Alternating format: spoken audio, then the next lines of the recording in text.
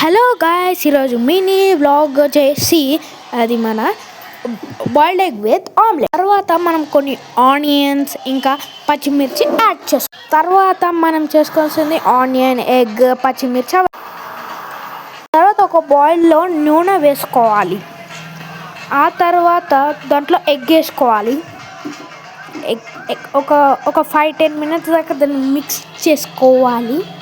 అలా తిప్పుతూనే ఉండాలి. అదొక షేప్ ఆఫ్ కలర్ చేంజ్ కాగానే కొంచెం వెయిట్ చేయాలి.